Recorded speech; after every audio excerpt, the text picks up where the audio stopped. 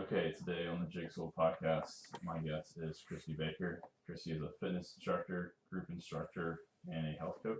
Yes, I am. She's also the wife of a cop.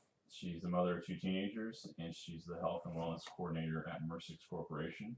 She's licensed in Zumba, Zumba B1. We might have to talk through some of these. Aqua Zumba, Zumba Toning, Zooming to Zenteo, Zumba Strong, Insanity Live, and Pio Live. Also certified in group fitness, personal training, nutrition, and obviously various CPR, AED, etc. So how are you doing today, Christy? Thanks for coming out and joining me. I am great today, Jake. Thanks for inviting me on. So, Christy and I have known each other for a few years now. She's a good family friend. I think one way to describe Christy would be high energy, upbeat, always going, doing 100 mile an hour, very positive. But you weren't always that person, right? Correct. Because I think people see you now and you're kind of the stereotypical fitness person that's healthy, upbeat, positive, and I think people think people are born that way. Yes. So where were you, say, 8-10 years ago? Let's see. 8 to 10 years ago, I was a newer mom. So my kids would have been, they're 14 and 15 now, so they would have been 4 and 5 if we were going 10 years ago. And I had battled postpartum depression, but I think depression also runs in my family. So the two combined had been pretty hard on me and hard on my marriage. And so I had just kind of fallen into this sort of complacent mom body, mom mind, and not in a positive way. Like I was using what could be a good thing, and I was using it as an excuse to not move on from where I was. Does that make sense? You almost accepted it. Like, yeah. I'm a new mom. This is how I'm supposed to be. Exactly. Yep. So I had held on to probably, I put on, I guess it kind of, how far do you want me to go back? Where was kind of the point where you felt you're unhealthy? Like what started that trend? Okay. And that would be probably really, I don't want to say it was being pregnant, because it was just that I didn't understand at the time that there was a difference between an unhealthy pregnancy and a healthy pregnancy. So if we go all the way back to when I was in high school, I was in sports. Mm-hmm. And I was always at a normal body weight, a normal health range for my age. But I didn't have to think about it. And they don't teach you those things when you're a teenager. So my calorie expenditure and my intake, they all lined up because of my sports. So then when I got into my 20s, I realized I had to do things that were a little bit more intentional, but it was still a little easier to maintain. So that's kind of similar. I think a lot of people have that experience. I think a lot of athletes that were high school athletes, even college athletes, you don't think about working out. You don't. It's just your everyday, your practice, you're at the weight room, you're training. Mm-hmm. You eat what you want, you don't have to worry about it. Then you get that first job out of college where you're sitting behind a desk and... Exactly. Yeah. Exactly. And that's kind of what had happened. So with my first pregnancy, I put on a normal weight. And then I had started to lose that through the first couple of months. But when she was only 3 months old was when I found out I was pregnant the second time. So I hadn't lost all that weight. So I put on a lot of extra weight the second pregnancy. The second pregnancy is where things really kicked in. Even my doctor, probably, I would say I was in, well, the first trimester, I was measuring so big, they thought I was having twins. So they did an early ultrasound. And then sometime in the second trimester, I remember walking into my doctor's appointment and the doctor going, "What are you eating?" I was like, I don't know, oatmeal? Because I was eating oatmeal like every day, oatmeal and chocolate milk. But I was eating the packets that you open up that are full of the sugar and the junk. Yeah. So, yeah. So I didn't understand the difference between a healthy pregnancy and an unhealthy pregnancy. And I was just like, it was an excuse to eat for two. So I ate whatever I wanted, however much I wanted, whenever I wanted it, not realizing that was going to play into how I felt afterwards, including the postpartum depression and the amount of time that it would take me to get that weight back off. So that those habits of eating what you want when you wanted continued after your second child was born, and that just kind of started the downhill. Mm-hmm. Absolutely. So I don't normally talk about numbers. I don't give out my personal numbers a lot because people have a bad habit of saying, "Oh, well, if she weighs that much, and she's healthy, then I need to weigh that much." Yeah. So I'm going to give my numbers out, but they're a little more subjective. You have to remember that, I barely hit 5'1", and I have a small to medium build. So I want the listeners to understand that. So if you're taller, you're going to weigh more. If you're stockier, you're going to weigh more. These numbers aren't because your numbers should match mine. These are just my numbers to give you sort of a gauge.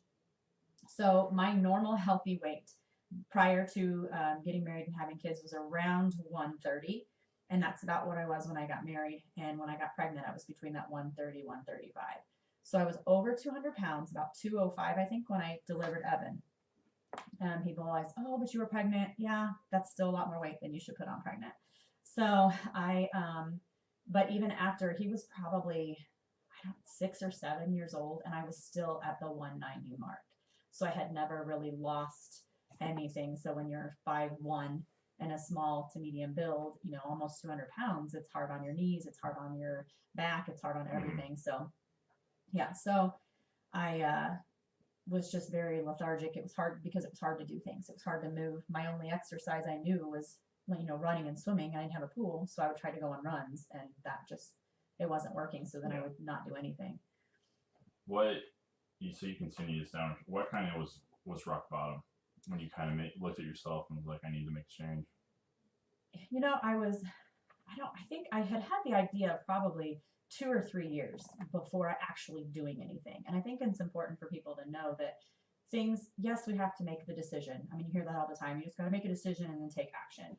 But sometimes I think what we forget is there can be a time frame between that decision and that action. And that's not always a bad thing, because we need to really be ready to make the change. Otherwise, we just keep beating ourselves up about it.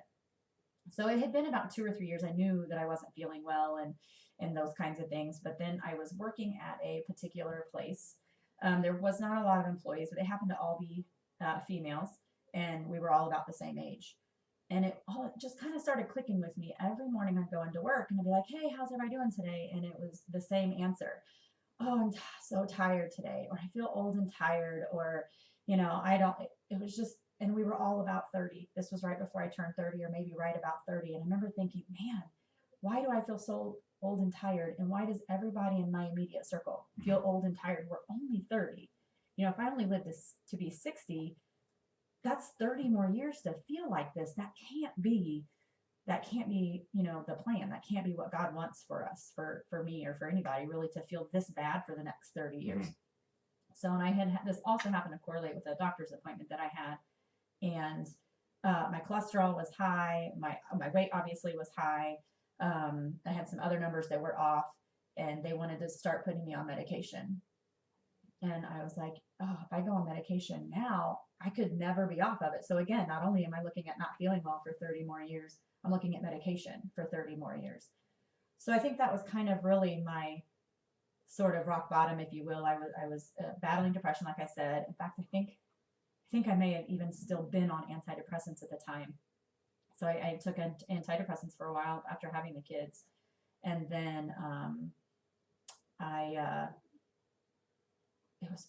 trying to think, I can't remember exactly how long it was from that point until I tried my first Zumba class. But there was at least several months, if not quite a year, in between there before I went to that first class. Was that first class the first kind of your first step towards a healthier lifestyle? It was somewhat unintentionally. Like I said, I was in high school sports. So what I knew about fitness was just my memory, my recollection of what did we do during warm-ups? What did we do when we were training for those things? Well, at this point in my life, feeling the way I felt, battling the depression, the anxiety, and being so overweight, I couldn't do those things comfortably. So it was easy to do them for a day and then feel so bad the second day that I didn't do them again for weeks or months later. So I was constantly at that day one starting over. So I had a friend, actually, her name is Danielle. I'm sure I'll probably share this with her, so I'm sharing her name because she won't care, but she invited me to a Zumba class. And so I had never done any group fitness prior to this. The only weightlifting I'd done, like I said, was in high school or because of the sports. So I was like, really? I don't feel like dancing. Dancing to me was going out to a club and dancing. And I was like, I don't feel like that at all. So she talked me into going to this first Zumba class down the road there in Carmel at the United Methodist Carmel Church on Range Line. And Carrie Bressers was our instructor, along with Michelle. And I remember being in the very back row, feeling so uncomfortable. I have 2 left feet. It probably took me months before I could incorporate my hands with the feet, but falling in love with the atmosphere and just being like, this is how you can get healthier. This can be part of fitness. Are you kidding? And it was funny because I don't know that Danielle has ever come back to me with the class from that first time. But I ended up falling in love, and I literally within a few months would plan like vacation around that class. I didn't want to miss it, and that was my first introduction into group fitness outside of sports and things like that. So you didn't have your only idea of fitness was a weight room, a track, or a pool. Basically. Exactly. Yeah, I didn't realize that anything organized outside of that was fitness. I'd never been taught, never been trained. It wasn't something, I didn't grow up with those things. My dad was a football player and a wrestler, and he stayed in shape because he was, we live on a lot of acres. And so he mowed, and we push mowed and used the riding lawnmower, but then he would cut wood every winter. I mean, he just always stayed in shape because my dad knew how, but it wasn't something that he taught us growing up. It wasn't intentional, I'm sure, not to teach us. It just wasn't something you thought of. Well, I think a lot of people back before, everyone had a desk job, that's how you stayed in shape. Yeah, it was just normal, your daily activity. Yeah. Exactly. So my mom didn't, she had us pretty young, and so she was taking care of the kids in the house and whatever. So organized fitness it wasn't a part of how we grew up. You mentioned the atmosphere at the first Zumba class. What was it about the atmosphere that kept you going back? Oh my gosh, I think it was partly the camaraderie. I mean, if you're not familiar with Zumba was created by a man named Beto Perez, and he had 2 other Betos. So there's 3 Betos, and they got together. And Zumba, I won't go into the long, drawn-out explanation of that, but it was kind of created by accident. And these Betos got together and created the business plan, and it has exploded into what it is now. So because of that, he's from Colombia, so the Zumba formula, if you will, is that at least 70%, 60% of your class is what they consider Latin and or world rhythms. So whether it's salsa, merengue, cumbia, those types of rhythms that are turned into song. And so it wasn't like I understood the language of the music at all, but there was just something about it. There was this well, music is universal, even if you don't understand lyrics. You understand a beat, you understand how it makes you feel, how it makes you move. Exactly. But I think a lot of people could probably understand the type of music you would hear in a like a heavy weight room, like heavy lifting, versus this Zumba class would also be very, very different. So being in this, wasn't just the universal language of music, but it was so upbeat regardless. It wasn't the real heavy metal, that kind of thing that a lot of people lift. So, and then we stretched to more radio type music and that kind of thing. And it was just, it was really, and there was the whole room. So this first class I went to, I guess I was probably blessed too because of the instructors, because I've been to a lot of classes since, and they all vary by instructors. And it's not good, bad, or indifferent. It just is different. My 2 instructors that I started with were very, they were both Christian women, God-loving women, and I think I needed that because I didn't have that in my life at the moment. I wasn't in that place at all personally, and so I think I felt that without realizing it. But then you also had, so the music they chose was always very uplifting intentionally. And then the room was full of, there was probably, sometimes there was almost 100 people in that room on Monday nights. So you're talking all walks of life. I mean, there were very, 6-figure professional women that would come in their suits and change. And then you had people that were,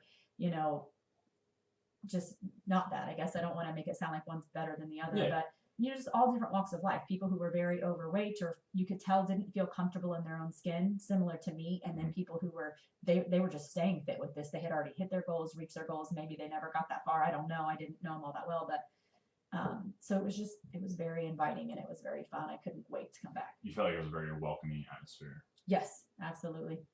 Yeah.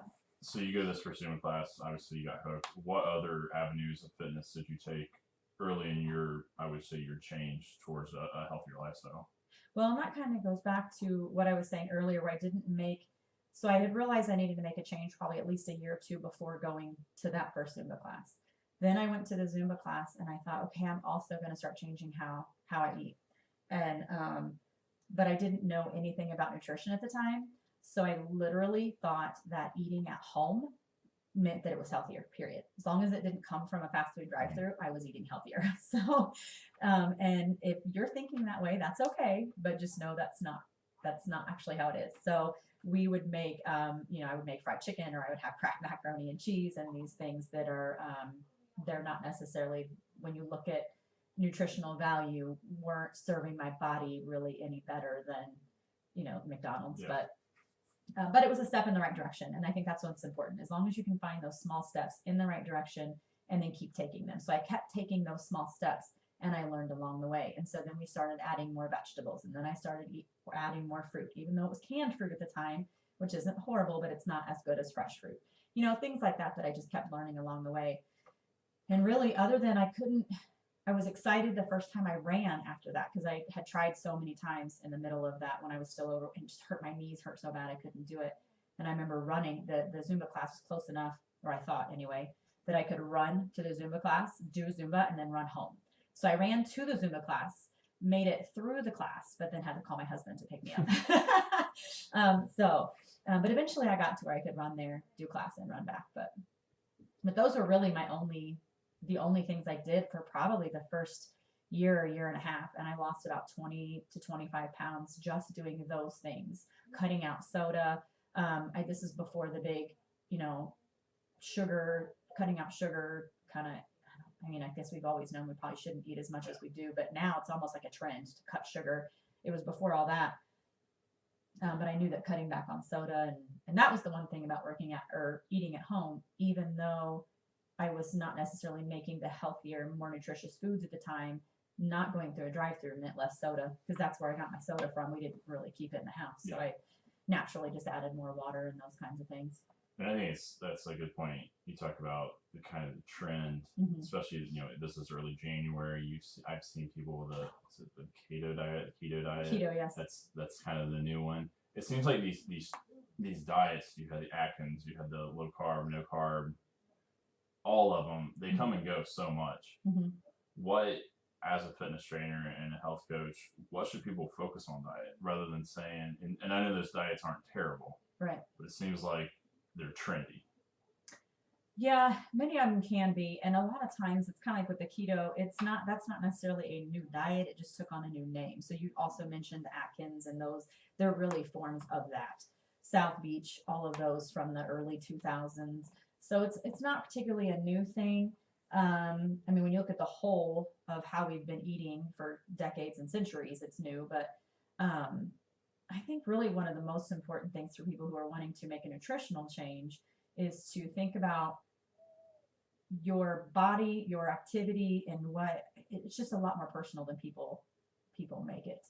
I don't think any one particular diet, trendy or not, is specific to every single person. I know it's not really the easy black and white answer, but well, everyone's body's different. But are there? Obviously more vegetables, yes, fruit, or more fruit, cut out as much pop as possible. Yeah. So some basic tips, I would say. A lot of people confuse fruit and sugar. So now, obviously, I'm not a doctor. So if a doctor has told you to limit your fruit, which I have had clients that have been suggested that, and it had to do with their insulin and diabetes and those types of things. So that is not what I'm speaking to. That can be completely different. But for most people, they confuse sugar and fruit, because fruit has sugar, but fruit is natural sugar. So and that's where, like with the South Beach and Atkins and whatever, they can tell you to cut out, and you're not allowed to have any fruit at all, especially for the first phase or whatever. And I think, that's what gives you your natural energy and helps you to be able to, especially if you're going to do any type of workout, whether it's heavy lifting or just going on a run or whatever, you need the energy to sustain that. And that's what your fruit does. So, having fresh fruits, having as many fresh vegetables as you can, eating more vegetables than fruit is definitely a thing. I think the old, the My Plate, although not horrible, that's not an awful thing if that's where you need to start, but they make it look like your fruit and veggies should be equal. I think veggies should still be higher than fruit, don't get me wrong, but, and then making sure you always have a protein and a healthy fat is good.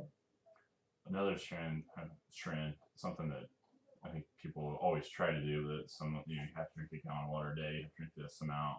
Do you try to drink a lot more water than any other fluids during the day? I do, but mostly because that's what I like to drink. The USDA guidelines, or the fitness guidelines they gave when I took my ACE test, whether it was the group fitness or the personal training, and even my nutritional certification I have through Precision Nutrition, they all talk about the very basic amount of water people should have is about half your body weight. And I think if most people can start there, they're going to be doing pretty good. And then you want 8 to 10 ounces of water extra for like every hour of exercise, of heavy sweating that you're going to be doing, to make sure that you're just staying hydrated. A lot of people don't realize that dehydration causes hunger signals. So if you're not really in tune with your body, you can think you're hungry and you're eating extra calories when really you just needed a glass of water. So I do. I don't drink a lot of soda. I don't. It's hard. My palate just doesn't care for it anymore. If I do anything, I might flavor my water with something, or I drink like a hydration drink. But that's about it. Yeah, I actually just use a little lemon juice. Mm-hmm. It's like you at a restaurant, water with lemon juice. That way it's just a little something, but I'm still getting my water. Mm-hmm. Obviously, I mentioned earlier you're certified in multiple types of class fitness, personal fitness. Someone's out there today, thinking, I want to work out, but I'm too afraid to go. I don't know what classes to take. Do you have kind of a few different classes that you either teach or you're familiar with that, could cover people that want to get out and do group fitness? Oh, yes, absolutely. I would say one of the most important things that I think that people who are unsure of where to start or what to do, because it's been a long time. So we'll say that's who we're speaking to at the moment. Think back to the last time you did an activity that you really enjoyed. And so where you got your heart rate up, where you were sweating. So for example, I would have never counted dance as fitness because all I knew was running, swimming, lifting weights. So maybe the last time you had a lot of fun, got your heart rate up, and sweated was at the dance club. I don't care why you were there. It could have been 2 a.m. and you were drinking, But if that's what you had a lot of fun, then look for dance fitness classes. There's a ton more out there than just Zumba. So look for something along that lines. If you are, a runner, or you were a runner in the past and you're looking to get back into it, but you have issues like I did, for example, in the beginning where my knees hurt, there's other classes out there that can sort of build that cardio and get you back on the road. Think of things that are going to build your glutes and your hamstrings and your quads, which all get used during running, your core. So kind of do some research. I think the big thing too is don't hesitate to try different classes and give it 2 to 3 sessions before you count it out. It's okay to not love everything. I always try to tell my people, like, if you don't want to come back to my Zumba class, you're not going to hurt my feelings. Just because I love it doesn't mean it's going to be the thing that you're going to love. But my goal is always to help people find what is going to serve them the best and keep them going long term. So if you go to a class and it may be the thing that your best friend loves, but you hate it and you're miserable, then the moment you have an excuse to miss that class, you're going to take it. It's going to be so easy to take. So, the Y now has the Les Mills body pump. I teach Zumba. I also teach Pyolai, which is like a stretching balance core class, kind of, Pilates and yoga-ish. So finding, give a class 2 or 3 times, because it can take that many times for your mind really clicks with what's going on. Because the first time you're just trying to figure out how the instructor's moving. The second time it feels a little bit more comfortable. And the third time you're going to go, okay, I got this, or I like it, or I got this, but I don't like it. And then go on, try the next thing. And once you find that one that you love, it'll be easier to stick with and long term. But don't limit yourself by just saying, oh, I don't like to dance, or I don't like to sweat, so I'm not going to do anything. Because personally, I don't sweat that much. So if I lift weights, it's great for somebody who doesn't like to sweat, because I don't sweat when I lift anyway. Yeah. So pretty much, obviously with the internet, as a smartphone now, you can pretty much research and find a class anywhere near you. Probably anywhere, right? I mean, yeah. Obviously we're here in Muncie, but if you're in Anderson, Newcastle, wherever it might be, there's probably a class of some sort either at the Y, different studios. Absolutely. And honestly, you can just about Google any format or any type of fitness, and there's going to be a free YouTube session out there, or a free, somebody out there is doing fitness for free on YouTube, as well. I always caution that, because not everybody, even if they have a lot of followers, is not always great with their form. So just pay attention if it doesn't feel right for your body, then don't do that move, regardless of what results somebody else is getting with it. It doesn't have to be exactly the same. But I know, for example, Zumba.com, you can go there and just type in your zip code, and every Zumba class in the area with however many mile radius you choose, 50, 25, 100, will pop up. And so I think like Insanity Live has the same thing. I know Pio Live does. I'm not sure about Les Mills, but most of the formatted formats like that, or the branded formats, sorry, you can go on and search and find all the local, whether it's a membership-based gym like the Y, or, walk-ins like Big Time Barbell. You can pay for a walk-in pass. And we just started group fitness there. So that's a place I also happen to teach. And you can come in and just do the class as well. Or you can pay and do all their weights and all the awesome stuff they have there. A lot of times when people go get started, there's excuses, there's walls. I don't have enough time. It's too expensive. Obviously, you're busy. Your wife. You have 2 teenagers. You're driving around like an Uber. You work at Mercix. You're doing all these classes. How do you time manage? Because I think that's important. I think we all get the same 24 hours every day. Mm-hmm. It seems like a lot of people are very successful at getting a lot in each day, and other people use it almost as an excuse. I don't have time to work out. Now, I get it. Everyone gets busy, and we all have certain days. But is there time management techniques you use to get all this in each day? Yeah, that is a very good point. It's easier to cancel on ourselves, I think, than other people. So one of the biggest things one of the mind switches that I had to make personally when I started fitting all this in was that my fitness was as important to me and my health as my doctor's appointment, as my kids' doctor's appointments, as any other appointment, like with the dentist or whatever. Some people they won't miss a hair appointment, they won't miss a nail appointment. Those are 2 things I don't particularly do that much, but those types of appointments we won't cancel, sometimes because we just enjoy like the hair and the nails. We enjoy that appointment too much to cancel. And sometimes it's because we don't want to, we could become friends with our hairdresser. We hate canceling on them because we know that's an appointment they're missing out on. And so we don't. But I think remembering that your health and fitness is just as important as any of those appointments. So I really had to treat it. I had to put it on my calendar the weekend before. Like if I had to plan out my week on Sunday, if I didn't put it on my calendar, it was a lot less likely to happen. It can't be just a happenstance. Oh, if I have time on Thursday when this Zumba class is going on, I'll go. Or if I have time on Wednesday when the gym is open for that free weightlifting, then I'll go. No, you have to decide that yes, you're going to work out on Wednesday, or yes, you're going to work out on Friday, or I'm going to do something on the weekend, and then write it in your calendar and remember that appointment, is just as important as any other appointment that you would make for yourself. Because if you aren't taking care of yourself, then you can't take care of anybody else really to your full potential. Now, that doesn't mean that you can't incorporate, fitness has come so far. I think a lot of people think, I just don't have 4 hours to spend weightlifting, because you see those people at the Y or at a particular gym, and they literally are there 4 hours because they're doing really heavy lifts and they're taking like 10 minutes in between lifts and things like that. It doesn't have to be that. So I think that comes back to that education piece we're talking about, and that you can look things up, and there's a ton of workouts there. If you're somebody who wants to work out at home, Beachbody programs are something I personally highly recommend, because they have 20-minute videos, 25-minute videos, 30-minute videos. As long as you have Wi-Fi, you can access it, whether you're traveling, at home, have a baby on your hip, or whatever.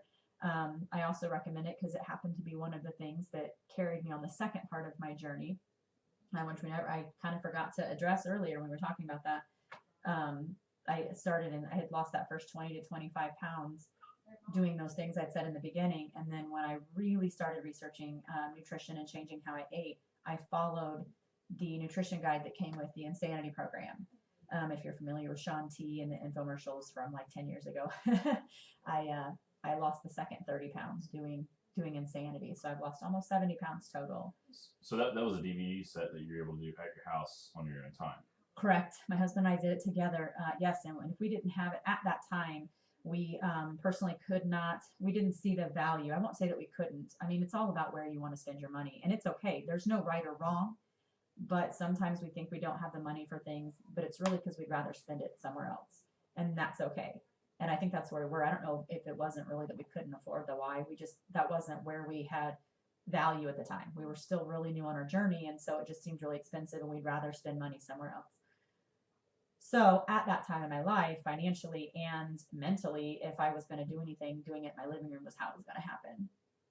And so that was what worked for me. And we did Insanity. Of course, and like I said, that was when you still got it in the mail. Now they have a streaming. You can pay a one yearly fee and have 12 months of all. It's like the Netflix of workout videos. And they're not the only ones out there that do it. So research and do what works best for you. They're just the ones that I have personal experience with. So the accessibility to a form of workout, whether it be Insanity in your house, some stuff on YouTube, even you can pull that up.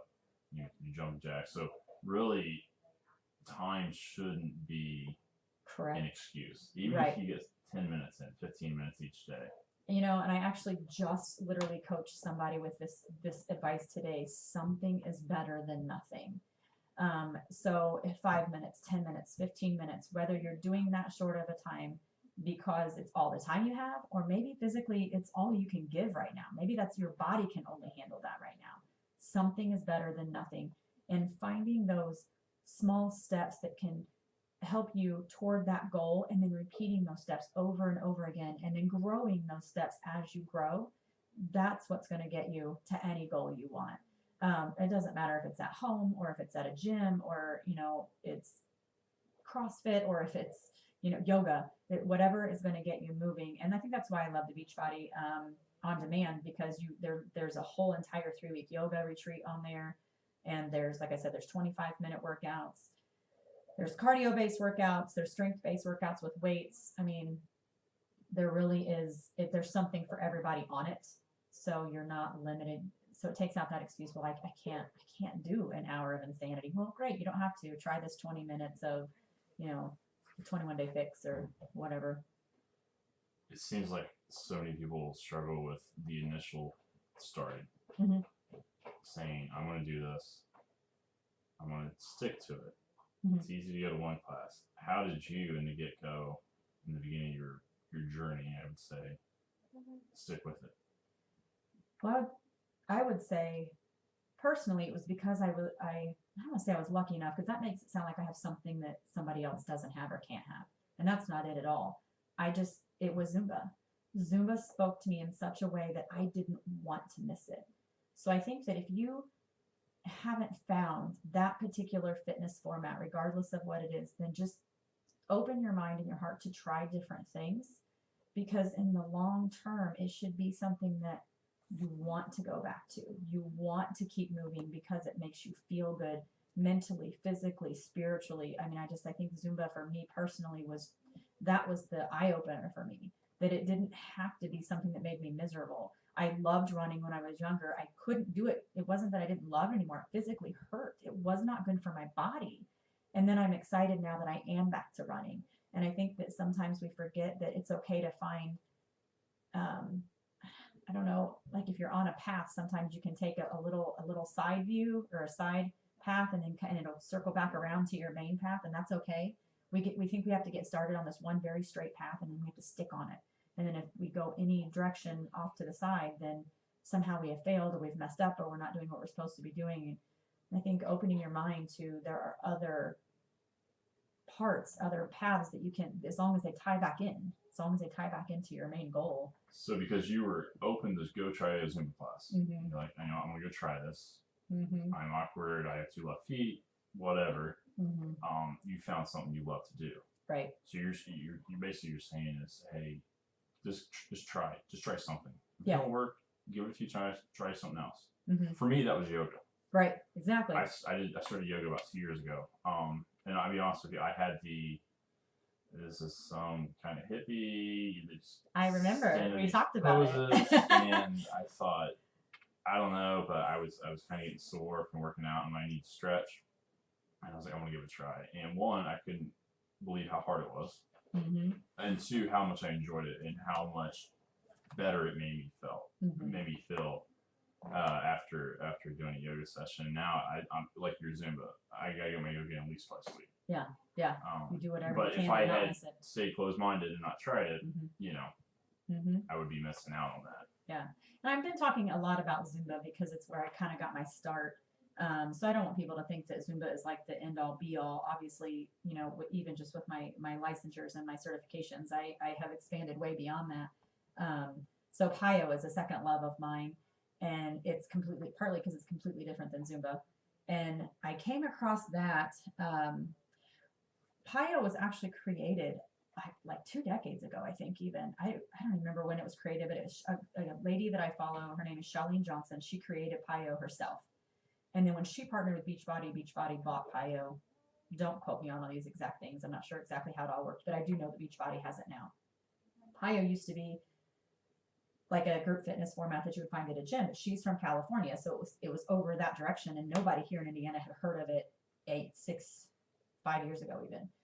So it was introduced to me because Beachbody was going to release this home version of the live version of the workout that you would do at a gym. They were going to release the home DVD set, and they were running a competition, and I joined the competition. Obviously I didn't win, or you'd have known that already, but Pio was described to me as it helps you stretch, strengthen, core, and balance. Those were the 4 main components of Pio. And at the time I was teaching Zumba, and I was teaching Insanity Live, which is the live version of the Shanti program we were talking about earlier, and a couple of other things. They were all very high impact. And all I knew was I could feel my body like balling up. Like it really took a lot for me to even straighten my back because everything was just always compressed. So I literally, never having tried a Pio class, never having done the DVD, because this is before the DVDs came out, but I knew I was going to participate in that. There happened to be like a certification, a class to become licensed in it. It was at Purdue with the master trainer named Julie Voris, and I thought, I'm going to go do this. I'm going to sign up. I'm going to get licensed. I don't know if I'll ever teach it or not, but I feel like my body needs it. And it was kind of like yoga for you. It was one of those things I wasn't sure I wanted to do it. I had done yoga in the past, and the very few yoga classes I had taken were usually very long, slow. They took longer than an hour. I'm very impatient. I mean, you described me earlier as very energetic. I have been called nicknames the Energizer Bunny on more than one occasion. So holding long yoga poses was really hard for me. So that's one of the reasons why I love Pio, because I learned that flexibility. I can sit up straight now. It doesn't hurt. And my body definitely feels more lengthened. In fact, I will say this. Earlier I mentioned I was barely 5'1". I grew about 3/4 of an inch. So now I'm like barely 5'2", but I totally believe that's because of Pio. Just that stretching. The stretching and chiropractic care. Don't get me wrong. I've done both. So I go to the chiropractor once a month, and then I also do Pio, and taking care of my body that way, it just stretched and lengthened it. So I think stretching is one of the most underrated things in fitness. Oh, it absolutely is. I know for myself doing yoga, I feel so much just relaxed all the time, and not only just doing yoga, but make sure I stretch after a workout, after a run, make sure I stretch. Where before I wouldn't do that, and then it'd be extra sore the next day. And I listened to a lot of fitness people and talk to you and others, and stretching is so important. Even if you can't get a good workout in that day, take 15 minutes and stretch before bed. Exactly. That can be your workout. I think like you said, it's one of the most underrated things. And so we forget that can be your workout. If that's where you are physically, if things hurt because you haven't moved in a while, or maybe you have an injury or you're recovering for something, stretching, for example, my husband right now, he has a herniated disc. So going on a run, lifting weights, doing those things, putting that pressure on his spine is absolutely out of the question. So the last 3 days, he has rolled on a foam roller. He has done every yoga pose that he can comfortably get himself into and held them for a little longer than he might normally. And that's all he's been doing is stretching. And that is his workout, because that's where he is right now. And I think we forget that stuff counts. We think if we're not dying and puking, then it didn't matter. Yeah. And it does. It absolutely matters. And we need it. So flexibility, balance, those things, I think we think that, we're getting older, so we just don't have them. And really, it's not that getting older doesn't play a part, but it's more that it's because as we get older, and then we get busier, and then we stop doing those things, and then those things get hard, and then we don't pick it back up. And I think people will be surprised the more you practice flexibility and balance, how much more you can actually get it, because it's more about practice than it is about aging. Yeah, well, I think age is kind of like time. It's an excuse. It's easy to say I'm I'm too old. I'm too old. Hmm. Absolutely. And like I said, it's not that age doesn't play a part. There are things I don't do now that I did 8 years ago when I got started because it's just not as healthy for my body. I'm the same way. Right. So power jumps aren't always necessarily, as you age, those can be a little less beneficial.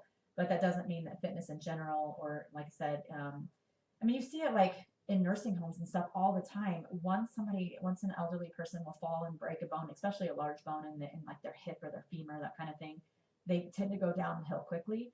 And it's mostly because of lack of movement.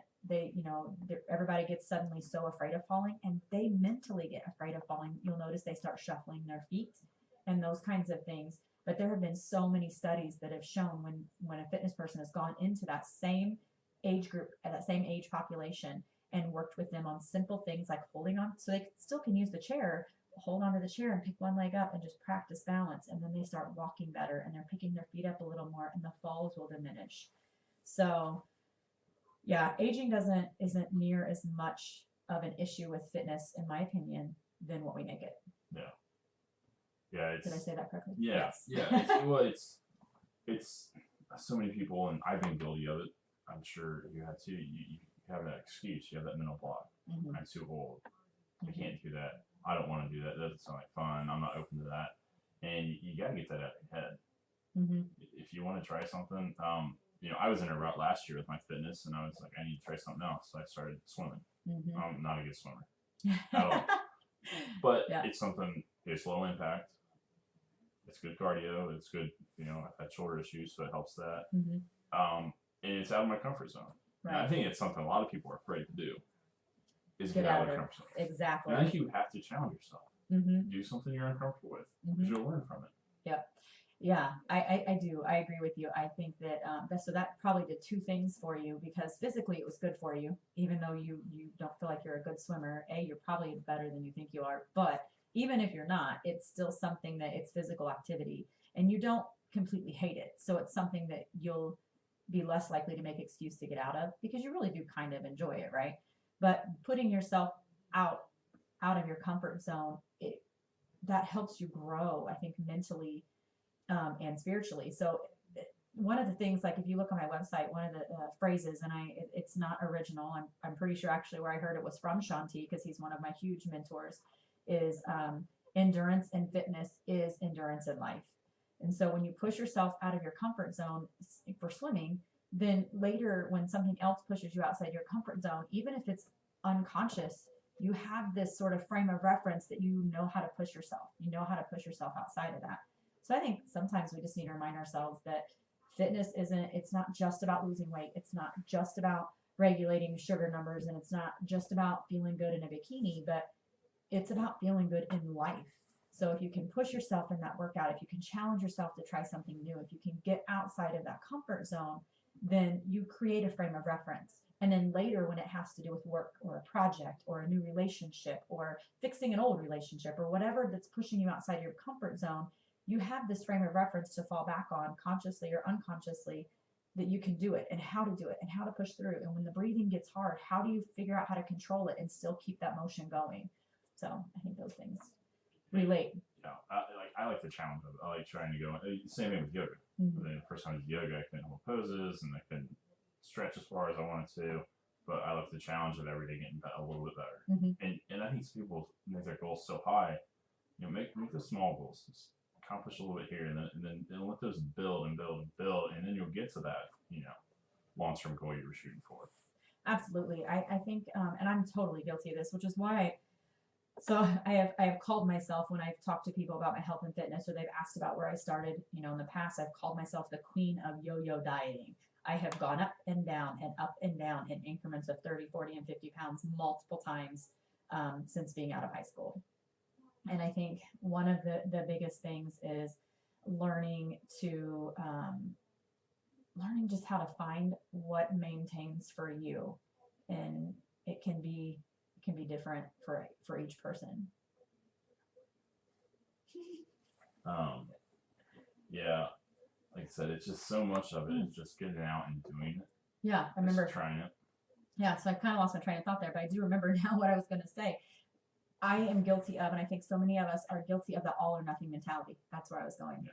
So we think, oh, it's the new year. I'm going to make this New Year's resolution and I'm going to lose 50 pounds and I'm going to do XYZ. And then you go to the gym on that first day or you join that first class and you literally do all the things for all the time. Like time frame usually isn't even a problem for people in the beginning of the year, right? They don't even care if they spend 2 hours at the gym because they're doing it and they're going to hit that resolution. And then the next 24 hours happen. And then they realize how sore they are. And then they're out for 3 or 4 days because that's really hard to push through. And depending on what you've done to your body, you may not need to push through it. Or sometimes it's just that uncomfortable. You're so uncomfortable, you do need to rest. And then you're, oh, well, I already missed the last 4 days because I was too sore, so I might as well wait till Monday, right? I don't know why we think Monday is so magical because most people don't even like Monday, right? So why is it so magical that we think we have to wait till Monday to start?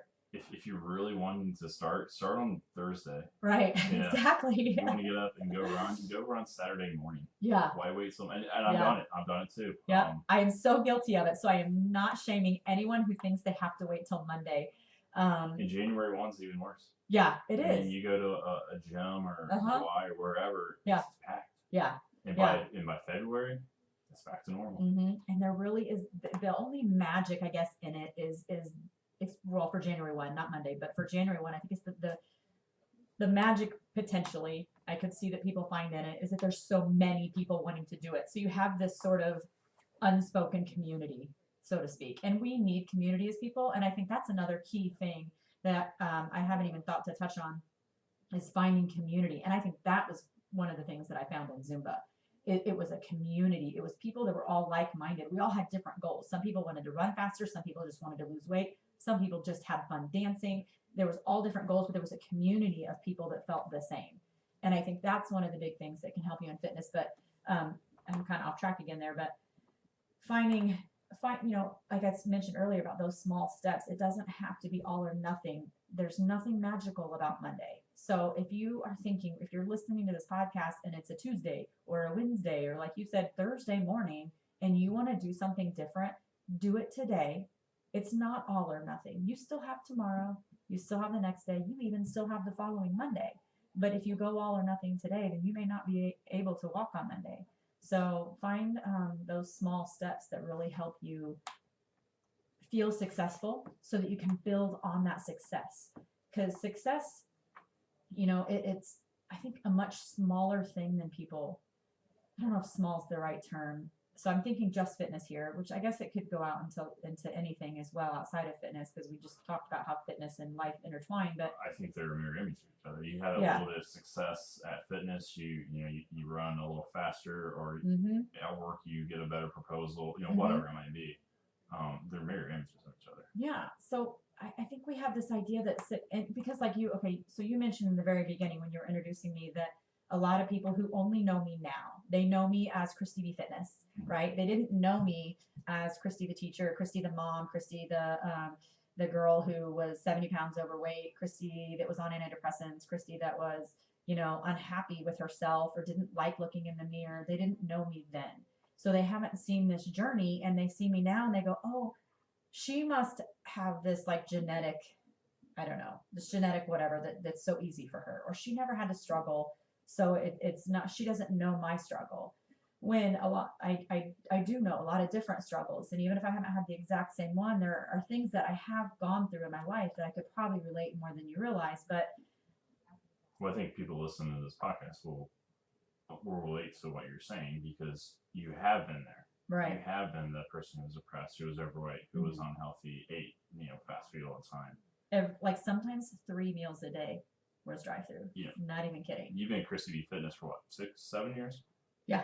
Yep. Yeah. 6 years. And then So really I was working on my fitness about 2 percentage. years prior to that. So you're looking at just shy of a decade that I've been working on health and fitness in general, on myself, and then also as an instructor. So yeah, so in the grand scheme of life, I had, 3 decades before all these other things to set my frame of reference prior to that. Yeah, people see people like you. You mentioned fitness instructors, Shanti, famous people, and they weren't always there. They weren't always that person. Right. They've had a journey. Everyone has a journey. Everyone has a story. Right. And it's what you do with yours. Do you want to just continue riding the same path, or get out and try something new? Right. that's what people like you did. People like Shanti or whoever it might be. They made a decision to get off their beaten path, right, and try something new, and then look at the results. right. And I think that's very important too. Is just realizing that we are all on a journey, but we can all relate more than I think we realize we can, and find that community of people, because they're all going to help just drive you even more. And sometimes it's not about how they can help drive you, but we find those little successes and we realize. I mean, I'll never forget the first time somebody said, "Did you dance when you were younger?" In my Zoom when I was still a student. And I was like, heck no, we talk about, because she wasn't there when I started. She wasn't there when I was in the back row. She was a newer student who now is standing behind me and tells me she's following my feet to get She the was steps. you Yeah. a couple years ago. Yeah. And my mind was blown away. I was like, what? Like, why is she coming? Like, it was probably one of the first like silent little instincts in my mind, seeds that were planted, if you will, that I could even be an instructor, because I had this person suddenly telling me, oh, I love following you during our class. I try to get behind you. And I'm like, you try to get behind me? Really? Like, I can't believe that. So sometimes it's finding a community so that you can get on your path, but then you have to remember that sometimes you being a part of that community helps somebody else on theirs, and it becomes this sort of parallel universe, if you will. Yeah, she probably assumed you'd been doing that for years. Yeah, it was just she thought I was an natural, answer as a kid. No. You were lucky to have that talent, and it's not like that. No, I am one of the clumsiest people. My daughter takes after me, and I am not kidding when I tell people in my class, because now that I am an instructor, obviously, like you said, people who come into my class, maybe it's the first time they've met me, they don't know me from way back when, and they think I've always been a dancer, and I'm like, no, it literally took me months to add my hands and my feet moving at the same time. I would trip and fall. Like, I almost hit the ground more than once. And then I tell people that, and they don't believe me, or they'll laugh it off, or because in their second class and they've got their hands and feet going, so they think that I'm like, no, it really is because you just have more coordination than I do. I have nothing different from anybody else. It just took a lot of practice. You stayed at it. I stayed at it, exactly. Yeah. And that's what it takes. Mm-hmm. Christy, thanks for joining me today. I really appreciate your time. The advice you've sent out to, hopefully someone will listen to this and get off the couch and go walk, go run, do Zumba, whatever. Where can people find you at on social media? Yes, on social media, Instagram, Facebook, anywhere. You can just about always find me. If you go to christybfitness.com, all the links to my social media on there. So that's my personal website. I'll share them on my Facebook page as well. Perfect. Yep, Christy B Fitness. If you type that in, I usually pop up. So we've talked resolutions, obviously. Any big goals for 19? I've been tossing a few around. I watched the Titan games, the premiere of the Titan games last Thursday, and I don't know if anybody knows The Rock. He's another one of my, dare I say, mentors, but definitely somebody I follow in fitness. And he's one of those people that fitness and life, the whole endurance in fitness is endurance in life. Like, if you don't know his story, Dwayne Johnson, The Rock, go check it out. He didn't start where he is either. And I love him anyway in his message, but he created the show, and it's not too unkin to, what was the like American Ninja Warrior. Yes, American Ninja Warrior. Thank you. So it's kind of like that. But I was watching it the other night, and I was like, I really want to do that. I don't know if I could ever even get on the Rock show or not. Like, I don't know. I might apply for that. There are competitions. I want to do a triathlon. My husband thinks that I think he's half joking, but I think he's half serious as well. That he thinks that because he knows I'm kind of an all. Like I said, I talked about all or nothing. I still battle that mentality. And he teases that the training would break up our marriage. So they do have some shorter ones. They do have shorter ones. Yeah. Ironman first out of the gate. But yeah. So I'm tossing around because they're two different kinds of training. So I really want to do something. I set a goal when I got into fitness. Like I said, I had that whole mentality of 30 is just too young to be feeling old and tired all the time. It really is. And I had hit that rock bottom, and I was just tired of feeling sick and tired. And they say you become like the 5 people you spend the most time around. At that time, the 5 people were just the same mentality as me. We were old, we were tired. It didn't matter that we were only 30. So when I got into, I think part of the reason I became a Zumba instructor was when I moved back to Muncie from Carmel, there weren't any classes that fit my schedule. I couldn't get to ones. And so I became an instructor to hold myself accountable to a class during a time frame when I could get there, right? Because I couldn't not go. but there was where was I going with that? Your 19 goals. Oh yes, thank you. My so I had set a goal then that when I went into my 40, I wanted to be the healthiest I'd ever been going into my 40s because I thought age is just not an excuse. Yeah. I didn't want it to be an excuse anymore. And part of my goal, my sharing, like I was talking about that parallel path earlier, is that helping other people realize that they can do things regardless of what age they're at. So I did. I hit my goal. I went into my 40s, the lowest weight I had been. I don't mean lowest weight but just healthy for me. I had been maintaining it for years. And my fitness level as far as what I could lift with weights, what I could do cardio wise, my capacity, I really felt good. And that I was healthier and fitter than I was even in my 20s. And then it was funny because on like December 26th, I got the flu. So I did technically go into my 40s the healthiest I had been, and then I had the flu. Minus the flu. Minus the flu. That wasn't That's anything I could control. But so my goal is to I want to do something. I want to compete in some way, some way that just not really for anybody else, not to show off, but to just show myself that I really did actually. I have done it. Yeah. That's my thing. Awesome. Well, thank you so much. Like at ChristyBFitness.com. Yep, ChristyBFitness.com. Social media. Yep. I'll post that up on my Facebook page, the Jake School Podcast. Tweet me, the JS Podcast. And if you have any feedback, email is the Jake School Podcast at gmail.com. Thanks.